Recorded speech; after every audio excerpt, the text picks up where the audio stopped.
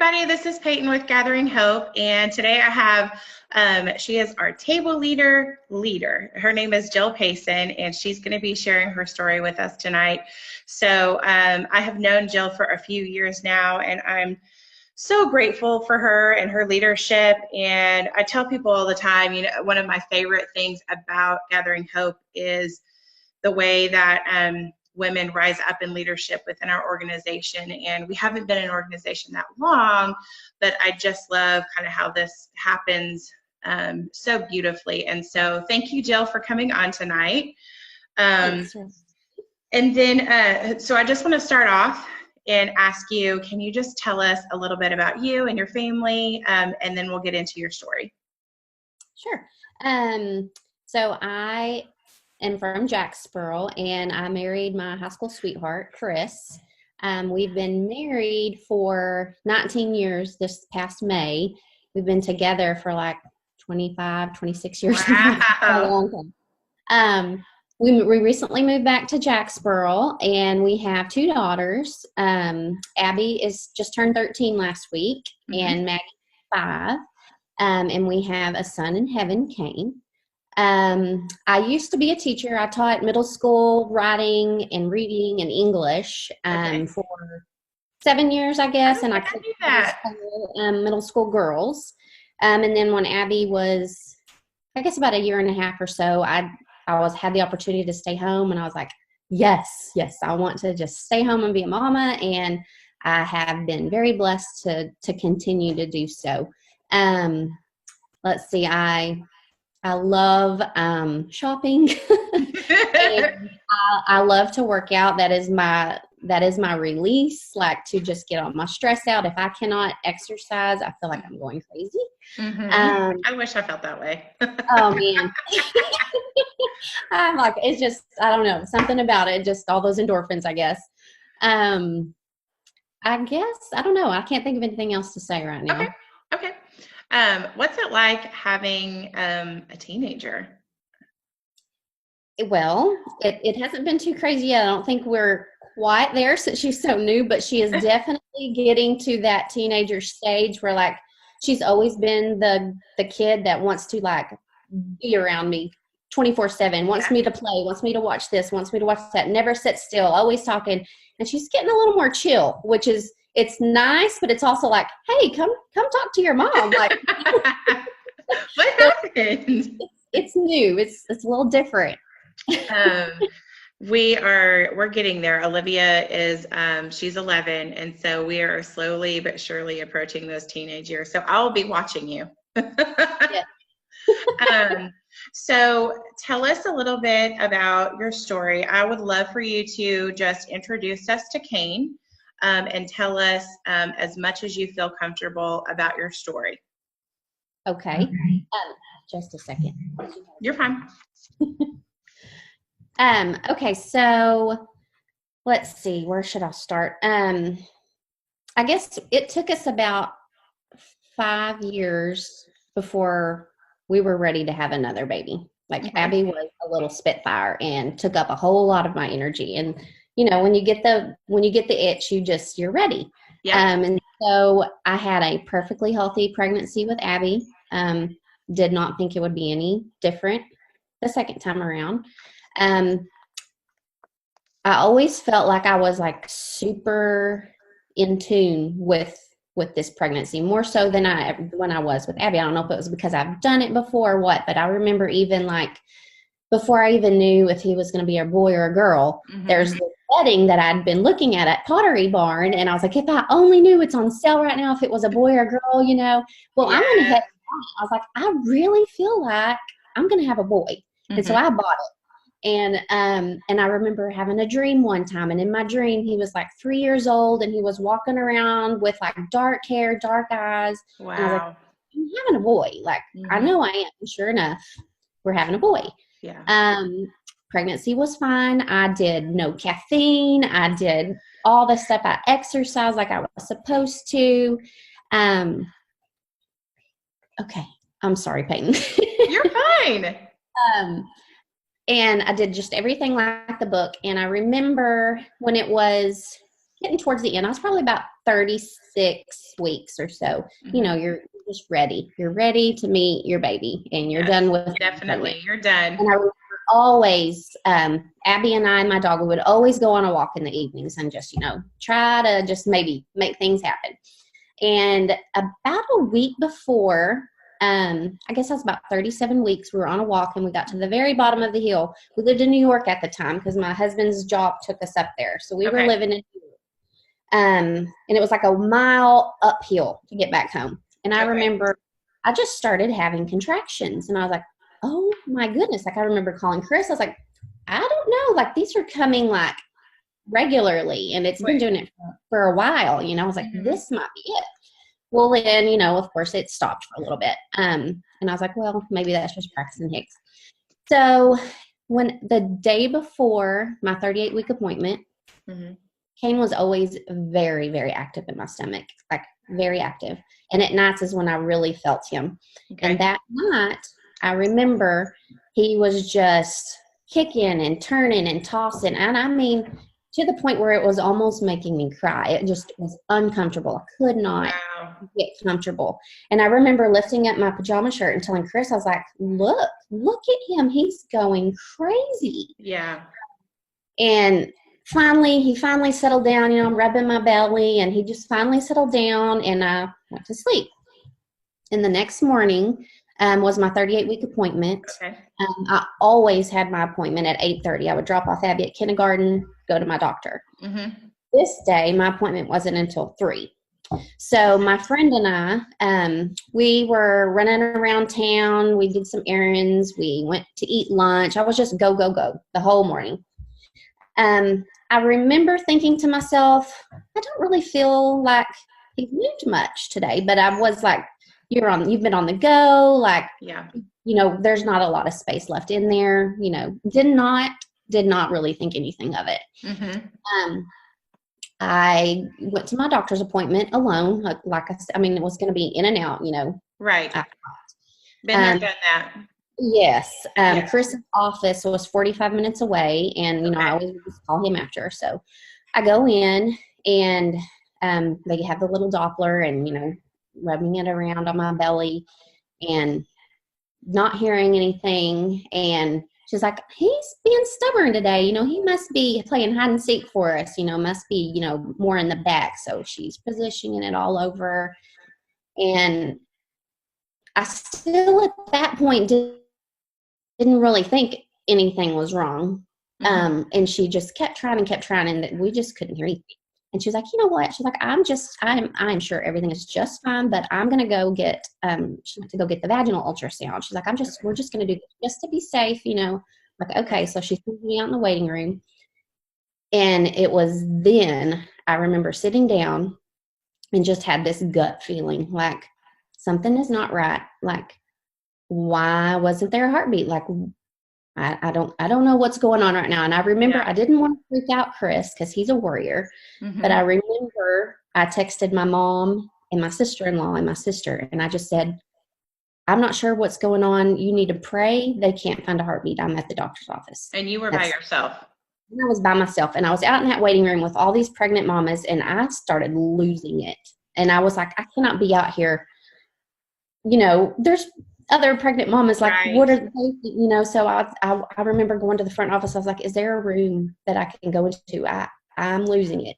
Yeah. So they put me in a room, an empty room, and I just cried because I knew what was probably fixing to happen. Yeah. I'm sorry, I don't go this detailed into stories very often, but so the tech came back in, and there was no heartbeat. And you know, I could tell without her even saying anything, just by her body language, you know, I knew that it wasn't good. Yeah.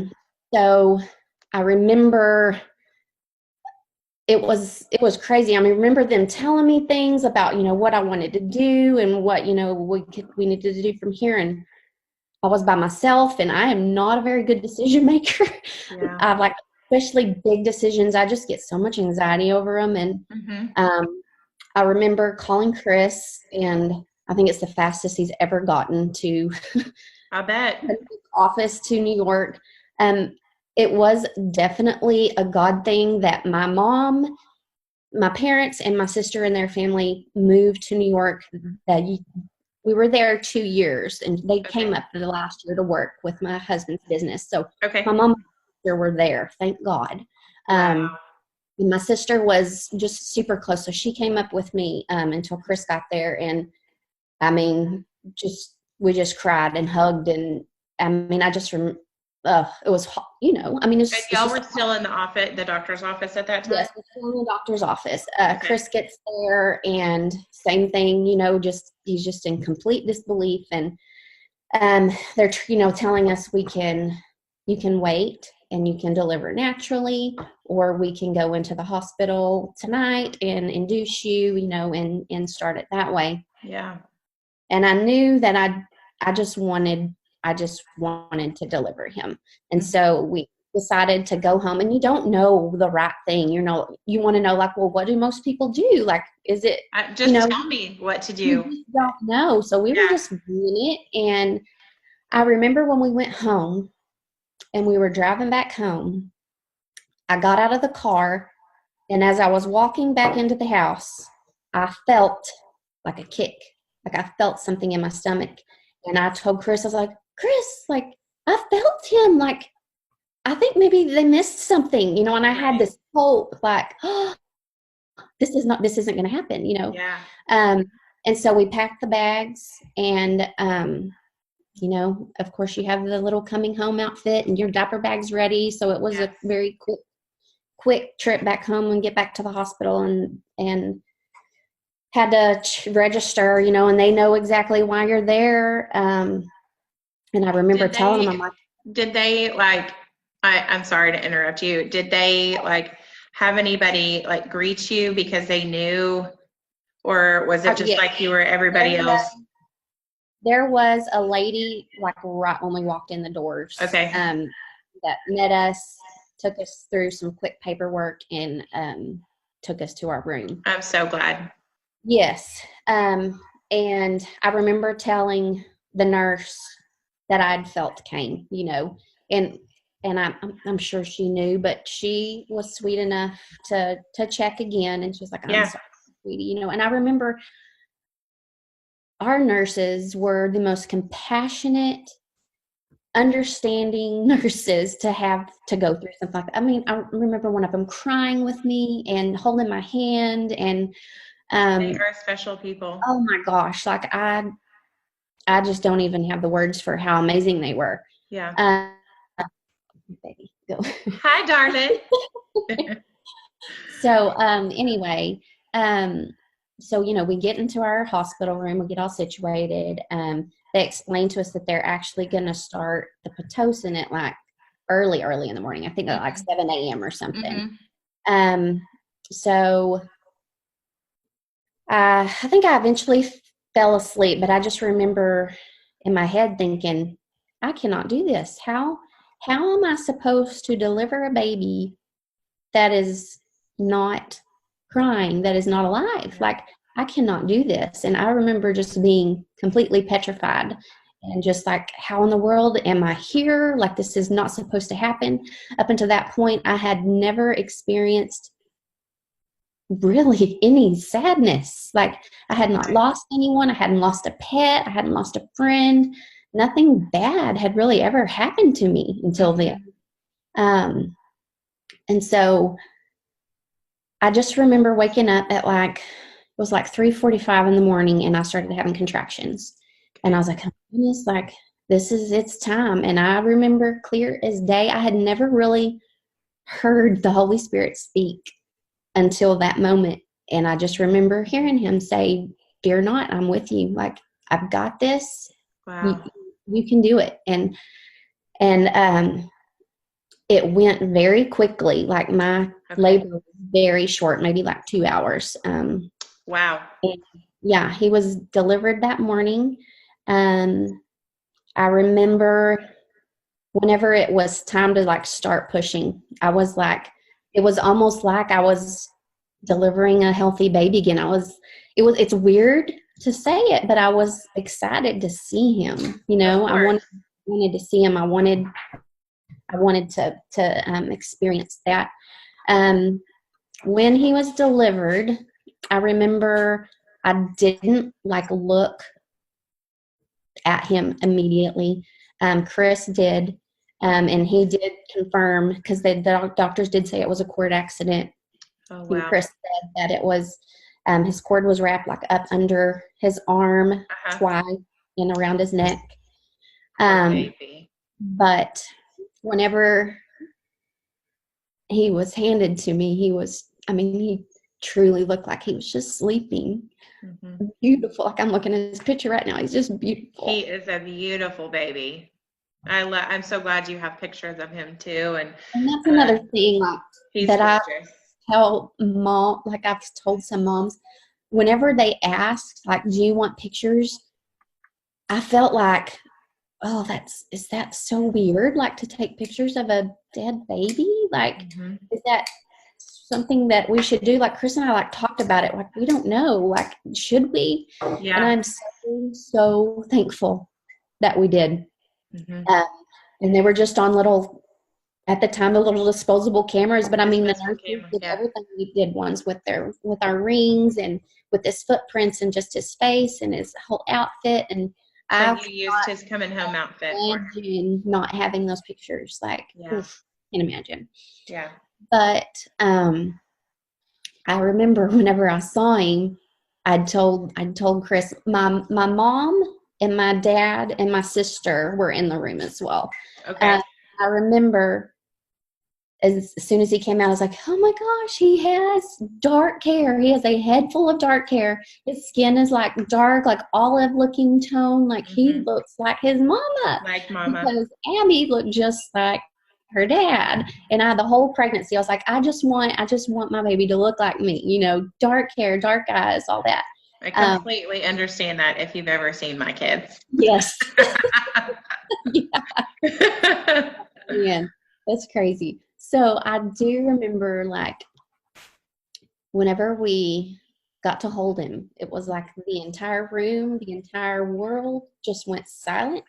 And we just were in that moment, and it was the most peaceful thing I've ever experienced. And Chris said the exact same thing. And like, I remember Chris before his funeral, we were talking with the officiator, and Chris was like, I just can't explain it. Like, it was just peaceful. And he was like, that can be explained. It's the peace that passes all understanding. Like, there's just no other way to describe that. It was just seriously like the world was shut off, and it was just us. Just y'all. Yeah. And it was hard knowing, and for moms out there, who they probably have experienced the same thing, like knowing how long you're supposed to stay there, how long you're supposed to try to get in all of these kisses and hugs and memorize everything about them. How long is appropriate? You want to keep them forever. I remember having the same thoughts, like, am I supposed to just give him back, or like, what now? I remember having those same thoughts, like, I don't know what I'm supposed to do. And I mean, the staff at the hospital were so gracious and kind and kind of helped guide us through some of that. But it's still like, it's not supposed to happen in the first place. So of course we don't know what to do. There's no there's no preparation for that. No. So. And I remember the doctor asking, if we wanted to do like genetic testing and all of this. He assured us that he was very confident that it was a cord accident. Yeah. And whenever, Chris told me, he was like, I did see it, and it was that. And again, you don't know. You don't know what you're supposed to do. But I just wanted to, I felt in my heart that is what happened.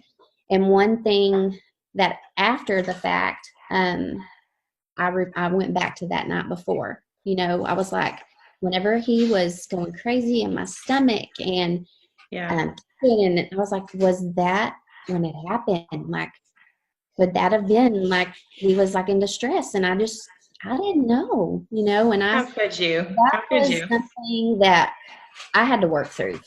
I had to work through. big time. The guilt of just, how did I not know? I'm his mom. I'm supposed to keep him safe. Like, that is his home, and I failed. Yes. You, I can relate to that in so many ways. Yeah. that will eat you alive if you continue to think that way. Yes, it will. Yeah. So, yeah, so we spent a couple hours, there. My mom, my dad, my sister all loved on him and held him. And I'm so glad y'all had that time together as a family. I will say my regret is not having Abby. We didn't know. We were trying to protect. She was 5 at the time. Yeah. And she too, she'd never experienced any death, anything like that. And we were just trying to protect her. But I remember, like, she was so excited about being a big sister, and she was old enough to understand everything. And I just remember, like, her asking questions and, like, all the time. And it was just like, if she would have had that opportunity to meet him, I think it would have helped a whole lot. But thank goodness we had pictures. Yes. To help, and that did help a whole lot whenever she got to see him and put a face to, it did help. But that is one thing I'd wish that we'd let her be there. But we have a lot of questions about how to help siblings after a loss. What are some of the things that you guys did to help Abby? First of all, we were just completely open. I remember when we came home from the hospital, I did not say a word, and she immediately looked at me. She crawled up in my lap and she said, "What's wrong, Mama?" And I lost it. Chris had to tell her, and it was, I think to this day, probably the hardest thing that he's ever had to do. So she didn't know when y'all were going to the hospital what had happened. Okay. No. She was with my sister and her cousins, and just thought it was any other day. Yeah. But just to let them see you cry, to let them know it's okay, right. You don't want to try to, of course, you don't want to cry constantly, but you want to let them know that it's real and it's okay, and it's healing. Another thing that really helped her was when we were in the hospital, they gave us 2 stuffed animals, and they put up beside Kain when he was in his basement. And we got to bring those stuffed animals home. And he slept with those stuffed animals every night, and, carried them around with her everywhere. And that was a big comfort to her. At 5 years old, what kid doesn't love a stuffed animal? And right. It was baby brothers, Yes. That helped a whole lot. We got, one of my friends bought her a Heaven is for Real book for kids, and we read that every night. And that also opened the door to lots of questions. And it helps, even though she's so young. Like, it was a great teaching opportunity to learn through the grief.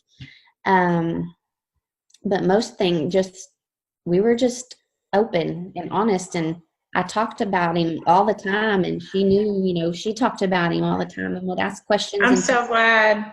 Sometimes there were questions that I just didn't know the answer to, and I would just say, "Baby Mama, I don't really know, and maybe we won't know until we get to heaven too." And but yeah, just to be open and to be real and to let them see that tears are okay. Yeah, I agree. I tell people that a lot, is don't be afraid to cry in front of them, because they need to see that tears are okay and emotions are okay and they're normal. And I think that that's really good advice. I remember one time, it was about, so after we lost Kain, we moved back to Texas. Probably, we were planning on moving back that summer, but we moved back a little bit earlier. And we'd just gotten back, and I'd received like a necklace in the mail from one of my friends, like a little, with his name and his date. Abby didn't know what it was, and I opened it up and I just started crying. And she came over to me, and she's like, "What is wrong?" And I was like, "Baby, Mama's just sad. Like, someone thought of Kain and made a necklace for me." And she looked at me, and she was 5, and she said, "Mama, it's okay.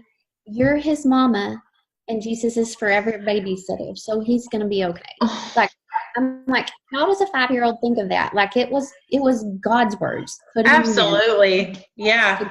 You know, like, I'm Yeah. supposed to be around, but I remember that just clear as day. Yes, Daddy. Go ask Daddy. I love that. Yeah. I actually have a shirt that I just bought. It says, "Go ask your dad." I say that too. I'm like, you have another parent, right? Yes, I'm like, okay, like, come on, And kid. they're here. They're here right now, and you can go talk to them and everything. My next question that I have for you is, so the first time I heard you share about Kain, you said that grief and joy can coexist. Can you share with me what you mean by that? So first of all, before I kind of explain what I meant by that, I remember the first time when I laughed, like after I had Kain. I remember where I was. I remember I laughed, and I remember immediately after I heard myself laugh out loud, I was like the guilt. I was like, how can you be laughing right now? Like, Yeah. that is not okay, you know? And it made me sad. It made me feel really bad. But I will say that my happiness did come back. And for any other mama who's in the deep, dark depths of it right now, I promise you yours will too. Yeah. But there is a difference. I think there is a difference between happiness and joy. Like, happiness, Completely agree. it's based on circumstance. You know, Yeah. if someone does something silly, you're going to laugh. You're going to be happy. You have a good day. You're happy. Joy is something you have to choose. And I remember being scared to death of how sad I was.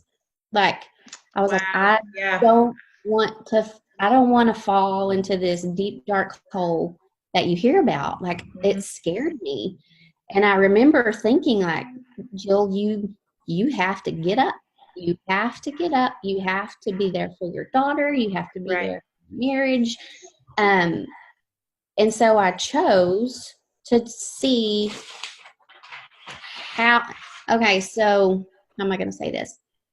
I asked why a whole lot. So I wanted to look for how can Cain be used to help, to be the good, to bring the glory that God wants everyone to know. How can my son be used for that?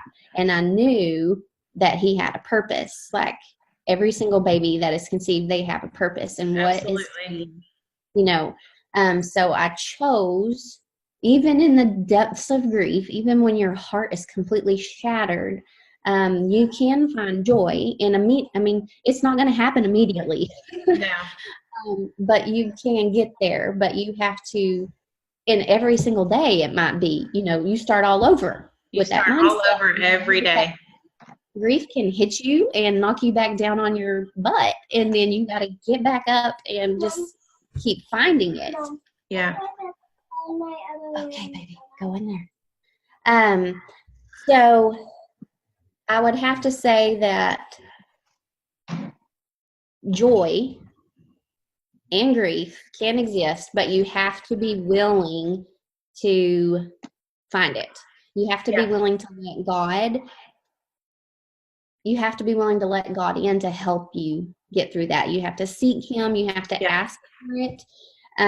What did that look like for you? Like, going on walks, like how did you guys? One of my most healing moments. I was always a runner, and I would get on my headphones. I would put on praise music, and I would run, and I would just praise and pray. And I remember one time, right in the middle of my run, I was so overwhelmed by sadness, but also just I was just so proud to be his mom. Like, I wanted everyone to know that. I wanted them to know my story. I wanted to be able to help others. And I just remember, literally, I fell to my knees on this little grassy spot one day and just cried, and just, I don't know, I don't know, your It was like perspective. that overwhelming presence of the Lord there It with you. is. It absolutely was. And I don't know how else I would have gotten through it. Like he Yeah. just kept showing up. He just kept showing up in different places, in different ways, um, to carry me, to get me through it. I don't know. I don't know how people do it without him.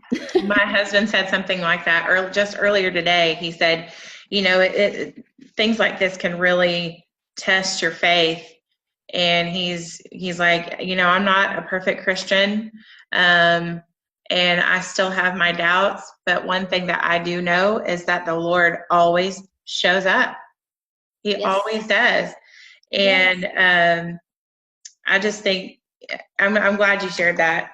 It's I haven't even written down in my Bible the first time that I was at this table with you, listening to you share that, and I wrote it down in my Bible. Joy and grief can coexist by I think that verse that you mentioned earlier. So yeah, that's always stuck with me. Let's see. What are the hardest things about being a mom to a son in heaven? I mean, you have like all of this love for this baby that's not here. Mm-hmm. And it's like everything about that's hard. Like you want to, like every holiday, like that's how I show him. Like I decorate his grave. I'll put flowers out. On birthdays, we release balloons, we write Yeah. letters, we sing happy birthday, we have a cake. All of those things are just hard because you don't know what to do with all that love you I have. agree. Yeah. You don't have anywhere for it to go. Yeah. But I have learned like outlets to help me get that out. Yeah. Have been really, really helpful and So my healing. next question is, so how do you guys celebrate him? Y'all do a really good job of that. Can you share some of that? So the first year, well, I guess the first couple years, we did like a big family friend celebration. Yeah. Have the cake, have the balloons, sing happy birthday, every year. And then I guess the last 2 or 3 years, I guess the last 2 years, Mm-hmm. it's just been the four of us. Okay. And I don't want people to feel like, and I'm sure they don't, but I don't like to be the person who feels like I'm just getting people to come because I don't want to make her feel bad, and we Right. but I don't want to feel like I'm putting someone out. Like they have their Right. own life, so we just started doing it, the four of us, and I'll get a cake and we'll get the candles and we will sing happy birthday, and then all of us will get a Sharpie and we'll get however many balloons, he is for Mm-hmm. that year, and we'll all Okay. write messages on the outside of the balloons, and 1, 2, 3, lift them up and just watch them soar through the clouds. And Yeah. it's sweet. I mean, I don't know. I think it's probably something we'll always do. I hope it is, but Yeah. um Can just you it's just share a little very, bit about the, I'm sorry, go ahead. no, I was just saying it's just very small and intimate now, Yeah. it's special. Yeah. I know that, yeah, don't y'all do Kain's Bears around his birthday time? Tell us a little bit about that. Okay, so the very first year I wanted to do something to honor him, and we did March of Dimes. Like I raised Okay. lots of money. We had this big, huge team. Um, and then the second year came around, and I was thinking, do I want to do that again? What should I do? How should I remember him? And I remember laying in bed one night, and it just came to me. I'm like, these stuffed animals, like, I've never heard of that before. Like, I didn't even know what the stuffed animals were for whenever they had them in the bassinet, and no one Right. really had to tell me. I just kind of figured it out. Like, these were snuggled up close to my Yeah. baby, and it's something that I can bring home. Like, when you leave the hospital, you are leaving with the most heavy, empty, aching arms you can possibly imagine. Yes. Yes. And something tangible that we have of him. Yeah. So I was like, we could do like a fundraiser for stuffed animals, and we can donate them to the labor and delivery wings. And for mamas who lose their babies, they can have some of the same stuff that we've had through these Yeah. 2 sessions. And so that's kind of where that started. I used to do it where, people would just bring stuffed animals to me. Right. And they would have drives at their work or, and I was just, my house was like crazy stuffed animal city, like the whole month of March. And Yeah. keep up with all of them. And some of I'm them, sure Chris loved that.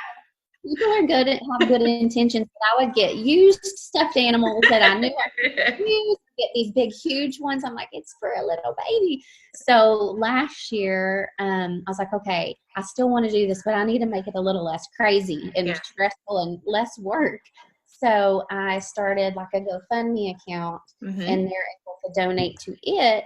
But I know exactly what the hospitals require. Like you have to have tags on. They need to be a certain size. They don't have enough storage for big, huge ones. Right. So it allowed me to just use the funds and then purchase the stuffed animals at like a wholesale cost. So I get like double the amount now.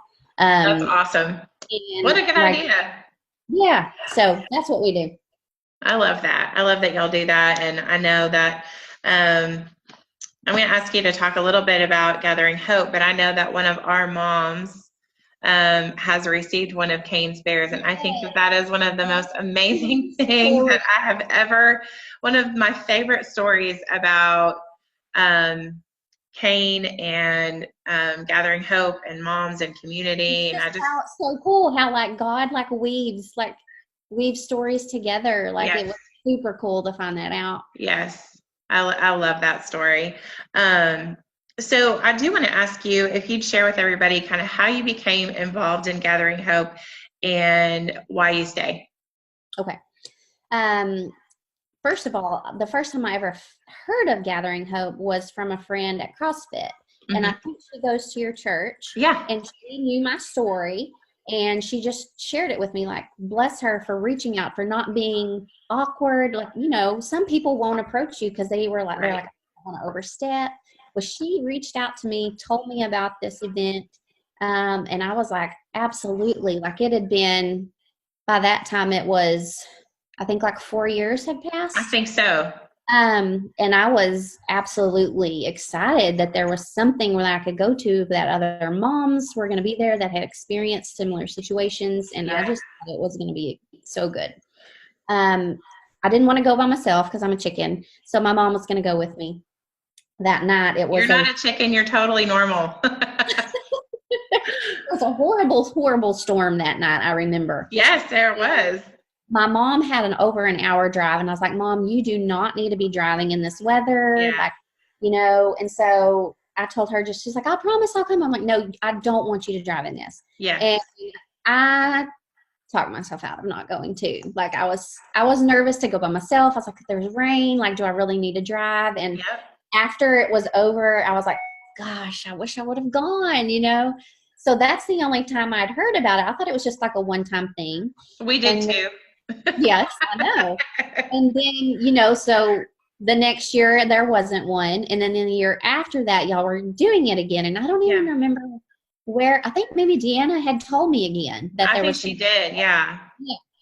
And so I went to the website, and I remember it saying, do you want to volunteer? And I was like, I had been praying this prayer forever. Like, I would always want to reach out to moms, and people knew that I was comfortable in reaching out. And so they would send, me info or send me info.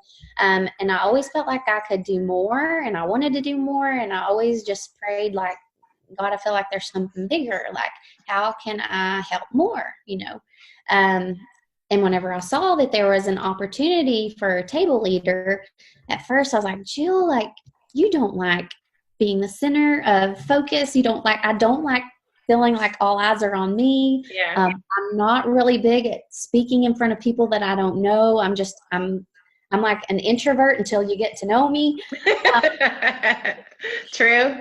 So I saw that, and I was like, it was just like, he was knocking, like, hello, like, this is what you've been asking for, and it's right here. You need to do it. Yeah. And so I remember entering in my information, and then, being the table leader for the first year. Yeah. And I was so nervous. And I remember I actually ended up pairing up with another table leader because there weren't enough at those last 2 tables. And so I was kind of like, whew, okay, I can kind of see how this goes without all the pressure on me. Well, then, so the next year, I think, didn't y'all ask me if I wanted to be the leader? And I just remember every time I get asked something like that, where it's like this leadership role, like I'm like, I can't do this. Like, I'm not capable of doing this. I'm like all this talk in my ear, and then all I hear is, yes, you can. Yes, you can. You can, you know? So I stepped up, scared out of my mind that night whenever I had to get up in front of people. I remember, I think, talking to you, like, exactly what am I having to have to say? I thought I was going to lead the whole entire meeting. Like, oh, that's right. I totally forgot about that. Gosh, I was like a stress. You to share your story. Yes, and then I was like, oh, well, I can do that. And you did so great. So I was the table leader last year, the leader of the table leaders, and then I will be doing it again this year. Which I am so grateful for. Love it. I feel like it's the biggest honor. Like I said, I've always felt like it's like a calling. Like I feel like I need to tell people, like, grief is hard. Grief is not a fun topic, but you have to be willing to break through the uncomfortable to, like, get it out there, you know, like, I don't know. It's worth it. It is absolutely worth it. It's healing for you, and it's healing for the mamas that are there. Like, every single time, like, it's been 7 years and I get something out of it every time I'm there. Like, Gathering Hope is amazing. Thank you. And I'm so glad that you're a part of what we do. I think you do a really great job relating to moms. I know moms that have sat at your table are like, she's just so amazing. And I just really appreciate, you're just so thoughtful and tender with people's stories. And I think that's one thing that we really work hard to make sure that we do, that people feel like not only are they encouraged by the other people at their table, but like someone's really listening to them. Mm-hmm. And they're also hearing, like, I've been through this and God has been so faithful, and I'm surviving, you know, like I'm more than surviving. So, so what is the next question I want to ask you is, so what would you tell a mom who's thinking about coming, but might be hesitant about coming? And and also kind of tell her a little bit about what she can expect there. Okay. I mean, I've been there. I know it's scary, but just come. There are people that are already praying for you right now. I mean, we've been praying for months. You pray up until the day of. We prayed the day of. There's a spot for you. There's a reason why you're hearing this right now, this story. Mm-hmm. I promise you will not be disappointed at all if you come. It is the most, and I say it over and over, but there's literally no other way to explain it. It is the most beautiful, holy night every year. I mean, there's just no other way to say it. It's peaceful. It's calming. It's from the minute you walk into the door, into the parking lot. I mean, there's people out there greeting you. You walk in, you see a warm, friendly face. There's the most beautiful worship music. You need to bring a Kleenex because you will cry. And that's right, we do. It's like the songs are just handpicked exactly. They are, for sure. That night.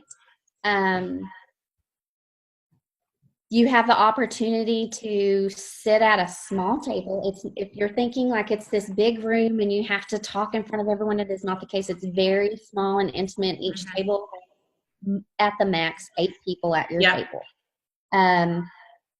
You go around the table. You do not have to share your story if you don't want to. So don't think that going there means you have to speak, because you don't have to. If you're not comfortable, it's perfectly fine. I bet you do share it, though, once you get there.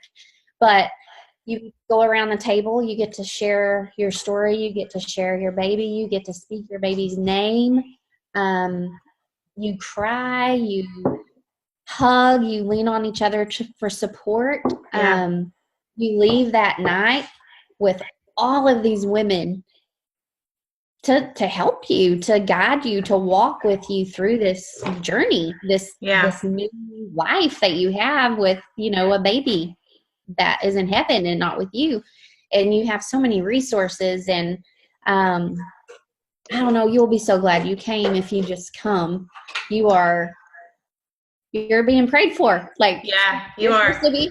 I feel so privileged to get to do this every year, and like just listening to you speak, I'm like, I want to sign up and come. I'll be there. But like, I think it's like what you're saying, like, excites me, and I get to do this anyway. Right. So, yeah, it's not like watch it. I'm so glad we had someone do pictures for us last year, because watching the demeanor of women walk in the door and the way that their face changes on the way out is unlike anything I've ever seen before. I have like holy chills right now, Jill. And I just feel so lucky that we get to do that together, Absolutely.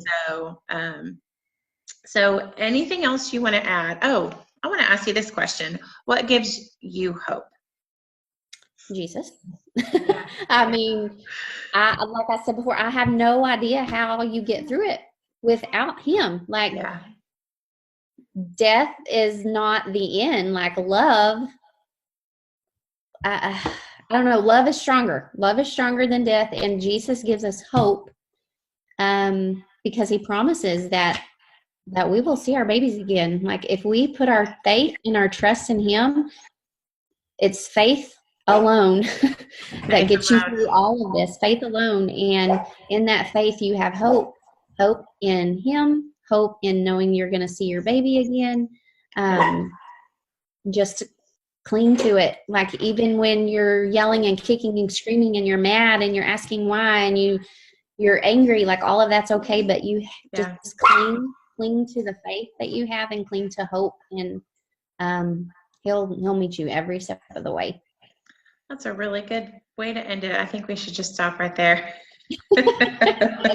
I'm going to pray for you, and I'm going to pray for our moms, and then we'll wrap up. Does that sound okay? Yes. Okay. Heavenly Father, thank you so much for Jill, and for that sweet girl behind her, and for Kain and her family, just all of the Payson family. They're just a sweet and wonderful family. Thank you for what you are doing through them, and thank you for what you're doing with Gathering Hope. Lord, help us to just walk in wisdom and do what you want us to do, so that all of this brings glory to you and your story, which is the most important story of all. In your name we pray. Amen. Amen. Oh, I have to show you this. It just dawned on me when you were praying. Yeah. So Maggie getting into the picture. So this shirt, one of my sweet friends bought this shirt for Abby whenever she was 5, and now Maggie wears it, and it says, "My brother was so amazing. God made him an angel." Then it has his name and stuff on the back. And I was like, when did you put that shirt on? That's not what you had on. Where did she find that? Oh, did she go run and change into it? Sleeps in it all the time, but she had on a completely different outfit all day. I walk in and I'm like, "Ooh, that t-shirt." Oh, I love that. Thank you. Okay, I think that's it. Do you have anything else to add? No, I don't think so. You did great, Jill. Thank you so much. Thank you. We'll see you later. Bye. Bye.